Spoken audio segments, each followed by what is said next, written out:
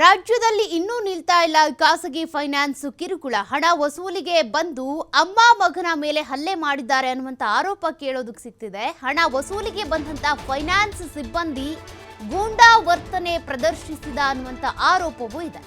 ನಂಜನಗೂಡಿನ ಚಾಮಲಾಪುರದ ಹುಂಡಿ ಗ್ರಾಮದಲ್ಲಿ ಈ ಘಟನೆ ನಡೆದಿದೆ. ಹಣ ವಸೂಲಿಗೆ ಅಂತ ಬಂದು ಅಮ್ಮ ಮಗನ ಮೇಲೆ ಹಲ್ಲೆ ಮಾಡಿದ್ದಾರಂತೆ ಫೈನಾನ್ಸ್ ಸಿಬ್ಬಂದಿ. ಗೂಂಡಾ ರೀತಿಯಲ್ಲಿ ವರ್ತಿಸಿದ್ದಾರೆ. ಇದೇ ಸಂದರ್ಭದಲ್ಲಿ ನಂಜನಗೂಡಿನ ಚಾಮಲಾಪುರದ ಹುಂಡಿ ಗ್ರಾಮದಲ್ಲಿ ಈ ರೀತಿ ಘಟನೆ ನಡೆದಿದೆ. ಹಲ್ಲೆಗೊಳಗಾದಂತ ಚನ್ನಜಮ್ಮ ಆಸ್ಪತ್ರೆಗೆ ದಾಖಲಾಗಿದ್ದಾರೆ. ಇನ್ನು ಪಿಂಚರ ಸ್ಮಾಲ್ ಫೈನಾನ್ಸ್ನಿಂದ 54,000 ಸಾಲವನ್ನ ಪಡೆದಿದ್ರಂತೆ ಇವರು. ಈಗಾಗಲೇ 11 ಕಂತುಗಳನ್ನು ಕಟ್ಟಿದ್ದಾರೆ ಚನ್ನಜಮ್ಮ. ಬಾಕಿ ಹಣ ಕಟ್ಟೋದಕ್ಕೆ ಸಮಯಾವಕಾಶವನ್ನ ಕೇಳಿದ್ರಂತೆ. ಫೈನಾನ್ಸ್ ಸಿಬ್ಬಂದಿ ಹಾಗೂ ಮಹಿಳೆಯ ನಡುವೆ ಮಾತಿನ ಚಕಮಕಿ ಆಗಿದೆ. ಈ ವೇಳೆ ಮಗ ಬಂದಾಗ ತಳ್ಳಾಟ ನೂಕಾಟ ಶುರುವಾಗಿದೆ. ಗಲಾಟೆ ವೇಳೆ ಕೆಳಗೆ ಬಿದ್ದಂತಹ ಚನ್ನಜಮ್ಮ ಗಾಯಗೊಂಡು ಆಸ್ಪತ್ರೆಗೆ ದಾಖಲಾಗಿದ್ದಾರೆ. ಗೂಂಡಾ ರೀತಿಯಲ್ಲಿ ವರ್ತಿಸಿದ್ದಾರೆ ಫೈನಾನ್ಸ್ ಸಿಬ್ಬಂದಿ ಎನ್ನುವಂತ ಆರೋಪ ಕೇಳಿಬಂದಿದೆ. ಹೀಗಾಗಿ ತಳ್ಳಾಟ ನೂಕಾಟ ಆದಂತ ಸಂದರ್ಭದಲ್ಲಿ ಚನ್ನಜಮ್ಮ ನೆಲಕ್ಕೆ ಬಿದ್ದು ಗಾಯಗೊಂಡು ಆಸ್ಪತ್ರೆಗೆ ದಾಖಲಾಗಿದ್ದಾರೆ. ಪಿಂಚರ ಸ್ಮಾಲ್ ಫೈನಾನ್ಸ್ನಿಂದ ಈ ರೀತಿಯಾಗಿ ಕಿರುಕುಳ ಕೊಡಲಾಗ್ತಾ ಇದೆಯಂತೆ.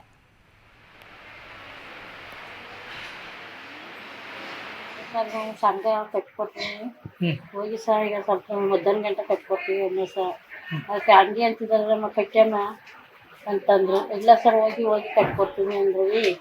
ಮನೆ ಬಾಗಿಲಿಗೆ ಒಂದು ಬಾಗಿಲನ್ನೇ ಬೈತೀವಿ ಸರ್. ಅದಕ್ಕೆ ಹೋಗಿ ಬುದ್ಧಿ ನೀವು ಹಂಗೆ ಅಂತಾನೆ ಇರ್ತಿದಾರಲ್ಲ ಬುದ್ಧಿ ಕಟ್ಕೊಡ್ತೀನಿ ಹೋಗಿ ಅನ್ಕೊಂಡು ಪಾಪ ಬೇರೆ ಅಳ್ತಿದ ಹೋಗಿ ಬುದ್ಧಿ ಅಂದು. ಅದಿದು ಗೊತ್ತಿಲ್ಲ ಕಣಮ್ಮ ನಂಗೆ ಕಟ್ಟಲೇಬೇಕು. ನೀವು ಮನೆ ಬಾಗಿಲಿಗೆ ಬಂದು ಏನಮ್ಮ ನಾಟಕ ಆಡ್ತಾರೆ ನಾಟಕನ ನಮ್ಗೆ ಬಾಯಿ ಬಂದಾಗೆಲ್ಲ ಹೋದ್ರಿ ಸರ್. ಅದಕ್ಕೆ ಅಷ್ಟಕ್ಕೆ ನಮ್ಮ ಮಗ ಬಂದರು. ಆಗ ಈಗ ಇಲ್ಲ ಈಗ ಏನು ಮಾಡೋಕ್ಕದ್ದು ಹೋಗಿ ಸರ್ ಅಂದ್ರೆ ಏನೋ ಗೋಳಿ ಮಗನೇ ಇಲ್ಲ ಅಂತ ಏನು ಯಾರಪ್ಪನ ಮೇಲೆ ದುಡ್ಡು ತಗೊಂಡು ನಾಟಕ ಆಡ್ತೀಯೇನೋ ಅಂದ್ಕೊಂಡು ಹಂಗೆ ಹೊಡ್ಯಕ್ಕೆ ಬಂದ್ವಿ ಸರ್. ಹೊಡೆದ್ರು ಅವ್ನಿಗೂ ಹೊಡೆದ್ರು ನಮಗೂ ಹೊಡೆದ್ರು. ಬಾಯಿ ಬಂದಾಗೆಲ್ಲ ಹೋದ್ರು. ನಾನು ಕೆಟ್ಟ ಪದ ಹೊರಗೆಲ್ಲ ಹೊರಿಸಿ ಓದಿದ್ರು ಸರ್ ಕಡೆಗೆ. ನಾವು ಆ ಕ್ಷಣದಲ್ಲಿ ಇಲ್ಲ ಅಂದರೆ ಇದು ಒಂದು 3-4 ಸರಿ ಅದೇ ಥರ ಓದಿದ್ದಂತೆ. ಅದಕ್ಕೆ ಇವಾಗಲೂ ಅದೇ ಥರ ಓದಿ ದೌರ್ಜನ್ಯ ಮಾಡ್ತಿರ್ಬೇಕಾದ್ರೆ ನನಗೆ ನಮ್ಮ ಫೋನ್ ಮಾಡ್ತೀನಿ ನಮಗೆ ಈ ಥರ ಫೈನಾನ್ಸ್ನವ್ರು ಯಾರೋ ಬಂದು ಬೈತಾರೆ ಅಂತಂದಾಗ ಆ ಕ್ಷಣದಲ್ಲಿ ಬಂದೆ ಸರ್. ಬಂದ ತಕ್ಷಣ ಸರ್ ಯಾಕೆ ಎಲ್ಲ ಮಾತಾಡ್ತೀನಿ ಅಂತ ತಕ್ಷಣ ಗೋಳೆ ನಮಗೆ ಕೈ ಸಂಘಟಕ ಅಲ್ಲಿ ಇಲ್ಲ ಅಂತಂದ್ಬಿಟ್ಟು ನಮಗೂ ನನ್ನ ಮೇಲೂ ಹೊಡೆದಿದ್ದಾರೆ. ಈ ಥರ ಮತ್ತಷ್ಟು ಡೀಟೇಲ್ಸ್ ಕೊಡ್ತಾರೆ ಪುನೀತ್. ಲೈವ್ ಅಲ್ಲಿ ಜಾಯ್ನ್ ಆಗ್ತಿದ್ದಾರೆ. ಪುನೀತ್, ಈಗಾಗಲೇ ರಾಜ್ಯದಾದ್ಯಂತ ಕಟ್ಟುನಿಟ್ಟಿನ ಕ್ರಮ ತರಬೇಕು ಅಂತ ಎಷ್ಟೆಲ್ಲ ಸಭೆಗಳನ್ನ ನಡೆಸಿದ್ರು, ಎಷ್ಟೆಲ್ಲ ಸುಗ್ರೀವಾಜ್ಞೆಗೆ ಸಂಬಂಧಪಟ್ಟಂತೆ ತಯಾರಿಗಳಾಯಿತು.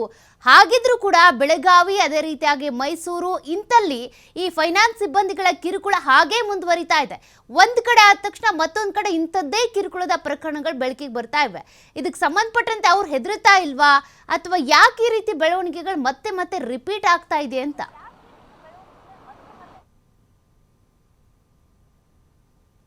ಈಗ ರಾಜ್ಯ ಸರ್ಕಾರ ತೆಗೆದುಕೊಂಡಿರ್ತಕ್ಕಂಥ ನಿರ್ಧಾರಗಳಿರಬಹುದು, ಅವರು ಶಿಸ್ತು ಕ್ರಮವನ್ನು ಈ ರೀತಿಯಾಗಿ ಕಿರುಕುಳ ಕೊಡ್ತಕ್ಕಂಥವ್ರ ಮೇಲೆ ತೆಗೆದುಕೊಳ್ತೀವಿ ಅಂತಕ್ಕಂಥದ್ದೇನಿದೆ, ಇದು ಕೇವಲ ಬಾಯಿ ಮಾತಿಗಷ್ಟೇ ಇದೆ ಅನ್ನೋದು ಇಲ್ಲಿ ಸ್ಪಷ್ಟವಾಗಿ ಗೊತ್ತಾಗುತ್ತೆ. ಈ ಒಂದು ಘಟನೆಯನ್ನು ನೋಡಿದಂತಹ ಸಂದರ್ಭದಲ್ಲಿ ಎಲ್ಲಿ ಸಾರ್ವಜನಿಕರಿಗೆ ಸಾಲದ ವಿಚಾರವಾಗಿ ಮೈಕ್ರೋ ಫೈನಾನ್ಸ್ನವ್ರು ಇರಬಹುದು, ಇನ್ನುಳಿದಂತಹ ಖಾಸಗಿ ಫೈನಾನ್ಸ್ನವ್ರು ಇರಬಹುದು, ಇವರು ಕಿರುಕುಳ ಕೊಟ್ಟಂತಹ ಸಂದರ್ಭದಲ್ಲಿ ಅವ್ರ ಮೇಲೆ ಶಿಸ್ತು ಕ್ರಮವನ್ನು ಜರುಗಿಸ್ತೇವೆ, ಅದು ಕಠಿಣವಾದಂತಹ ಶಿಸ್ತು ಕ್ರಮವನ್ನು ಜರುಗಿಸ್ತೇವೆ ಅಂತ ಹೇಳಿ ರಾಜ್ಯ ಸರ್ಕಾರ ಈಗಾಗಲೇ ಆದೇಶವನ್ನು ಮಾಡಿದೆ. ಆದರೆ ಈ ಒಂದು ಆದೇಶಕ್ಕೆ ಕವಡೆ ಕಾಸಿನ ಕಿಮ್ಮತ್ತು ಕೂಡ ಇಲ್ಲ ಅನ್ನೋದು ಇಲ್ಲಿ ಸ್ಪಷ್ಟವಾಗಿ ಗೊತ್ತಾಗುತ್ತೆ. ಯಾಕೆಂತ ಹೇಳಿದ್ರೆ ನಂಜನಗೂಡು ತಾಲೂಕಿನ ಚಾಮಲಾಪುರ ಹುಂಡಿ ಗ್ರಾಮ ಏನಿದೆ, ಈ ಒಂದು ಗ್ರಾಮದಲ್ಲಿ ಚನ್ನಜಮ್ಮ ಅನ್ನೋರು ಕಳೆದ ವರ್ಷ 54,000 ರೂಪಾಯಿಗಳನ್ನು ಸಾಲವಾಗಿ ಖಾಸಗಿ ಫೈನಾನ್ಸ್ನವರ ಬಳಿ ಪಡೆದುಕೊಂಡಿರ್ತಾರೆ. ಆದರೆ ಆ ಒಂದು ಫೈನಾನ್ಸ್ನಲ್ಲಿ ಪಡೆದುಕೊಂಡ ನಂತರ ಒಂದಷ್ಟು ಕಂತುಗಳನ್ನು ಕೂಡ ಅವರು ಸಮಯಕ್ಕೆ ಸರಿಯಾಗಿ ಕಟ್ಟುವಂತಹ ಒಂದು ಕೆಲಸವನ್ನು ಮಾಡಿರ್ತಾರೆ. ಆದರೆ ಇನ್ನುಳಿದಂತಹ ಒಂದು 11 ಕಂತುಗಳು ಬಾಕಿ ಇರ್ತವೆ, ಅದಕ್ಕೆ ಅವರು ಸಮಯಾವಕಾಶವನ್ನು ಕೇಳ್ತಾರೆ. ಆದರೆ ಆ ಒಂದು ಸಮಯಾವಕಾಶವನ್ನು ಕೂಡ ಕೊಡದೇ ಇರತಕ್ಕಂಥ ಸಿಬ್ಬಂದಿಗಳು ಏನು ಮಾಡ್ತಾರೆ, ಆ ಒಂದು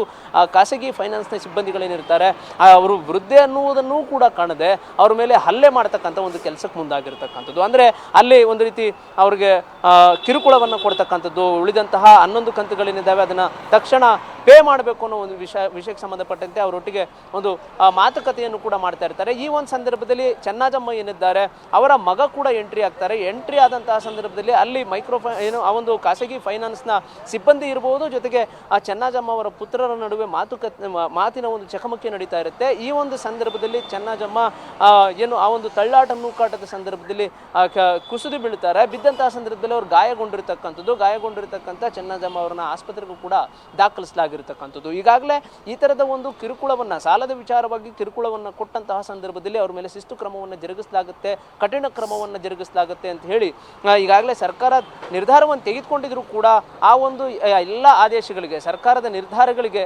ಫೈನಾನ್ಸ್ನವರು ಎಲ್ಲಿಯೂ ಕೂಡ ಕಿವಿ ಕೊಡ್ತಾ ಇಲ್ಲ, ಅದ್ರ ಬಗ್ಗೆ ಅವರು ಕೇರು ಮಾಡ್ತಾ ಇಲ್ಲ ಅನ್ನೋದಕ್ಕೆ ಇದು ಸ್ಪಷ್ಟವಾದಂತಹ ಒಂದು ಉದಾಹರಣೆ ಆಗಿರ್ತಕ್ಕಂಥದ್ದು. ಯಾಕೆ ಅಂತ ಹೇಳಿದ್ರೆ ಇಷ್ಟೆಲ್ಲ ಕಾನೂನಿನ ಒಂದು ಅಡಿಯಲ್ಲಿ ಸಾಲವನ್ನು ವಸೂಲಿ ಮಾಡತಕ್ಕಂಥವ್ರ ಮೇಲೆ ಕ್ರಮವನ್ನು ಜರುಗಿಸ್ತೇವೆ ಅಂತ ಹೇಳಿದ್ರು ಕೂಡ ಅವರು ಅದಕ್ಕೆ ಕಿವಿಯನ್ನೇ ಕೊಡ್ತಾ ಇಲ್ಲ. ತಮ್ಮಿಷ್ಟದಂತೆ ಹಣ ವಸೂಲಿಯನ್ನು ಮಾಡ್ತಕ್ಕಂಥ ಒಂದು ಕೆಲಸವನ್ನು ಮಾಡ್ಲಿಕ್ಕೆ ಅವ್ರು ಇಳಿತಾ ಇದ್ದಾರೆ ಅಂತ ಹೇಳಿದ್ರೆ ಇಲ್ಲಿ ಎಷ್ಟರ ಮಟ್ಟಿಗೆ ಕಾನೂನು ಇದೆ ಅನ್ನೋದು ಇಲ್ಲಿ ಸ್ಪಷ್ಟವಾಗಿ ಕಂಡುಬರುತ್ತೆ. ವೃದ್ಧೆ ಅನ್ನೋದನ್ನೂ ಕೂಡ ಕಾಣದೆ ಖಾಸಗಿ ಫೈನಾನ್ಸ್ನವರು ಕಿರುಕುಳ ಕೊಟ್ಟಿರ್ತಕ್ಕಂಥ ಒಂದು ಹಿನ್ನೆಲೆಯಲ್ಲಿ ಈಗ ಚೆನ್ನಜಮ್ಮ ಅನ್ನೋರು ಆಸ್ಪತ್ರೆಯನ್ನು ಸೇರಿರ್ತಕ್ಕಂಥದ್ದು, ಜೊತೆಗೆ ಈಗ ಅವರ ಪುತ್ರ ಮತ್ತೊಮ್ಮೆ ಅವರು ಕಿರುಕುಳ ಕೊಡ್ತಕ್ಕಂಥ ಸಾಧ್ಯತೆ ಇರುತ್ತೆ. ಹೀಗಾಗಿ ನಮಗೆ ರಕ್ಷಣೆ ಬೇಕು ಅಂತ ಹೇಳಿ ಅವರು ಮನವಿಯನ್ನ ಮಾಡ್ತಕ್ಕಂಥ ಒಂದು ಕೆಲಸವನ್ನು ಕೂಡ ಮಾಡಲಾಗಿದೆ. ಪೊಲೀಸರು ಕೂಡ ಇಲ್ಲಿ ಎಂಟ್ರಿ ಆಗಿಲ್ಲ ಅನ್ನೋದು ಇಲ್ಲಿ ಸ್ಪಷ್ಟವಾದಂತಹ ಒಂದು ವಿಚಾರ. ಸರ್ಕಾರ ಯಾವುದೇ ರೀತಿಯಾದಂತಹ ನಿರ್ಧಾರ ತೆಗೆದುಕೊಂಡ್ರು ಕೂಡ ಅದು ಕೇವಲ ಬಾಯಿ ಮಾತಿಗಷ್ಟೇ, ಅದನ್ನು ಹೊರತುಪಡಿಸಿದರೆ ಎಲ್ಲಿಯೂ ಕೂಡ ಸಾಲಗಾರರಿಗೆ ಇವತ್ತೂ ಕೂಡ ಕಿರುಕುಳ ತಪ್ಪಿಲ್ಲ ಅನ್ನೋದು ಇಲ್ಲಿ ಚೆನ್ನಜಮ್ಮ ಅವರನ್ನು ನೋಡಿದಂತಹ ಸಂದರ್ಭದಲ್ಲಿ ಕಂಡು ಬರುತ್ತೆ. ಇತ್ತೀಚೆಗೆ ನಂಜನಗೂಡಿನಲ್ಲೇ 3 ಈ ಒಂದು ಮೈಕ್ರೋ ಫೈನಾನ್ಸ್ನ ಕಿರುಕುಳಕ್ಕೆ ಆತ್ಮಹತ್ಯೆಯನ್ನು ಮಾಡಿಕೊಂಡಂತಹ ಘಟನೆ ನಡೆದಿದೆ. ಆ ಒಂದು ಘಟನೆ ಮಾಸುವ ಮುನ್ನವೇ ಈಗ ಈ ಘಟನೆ ನಡೆದಿರತಕ್ಕಂಥದ್ದು. ಸೌಖ್ಯ ಈಗಲೂ ಥ್ಯಾಂಕ್ ಯು ಪುನೀತ್ ಡೀಟೇಲ್ಸ್ಗೆ.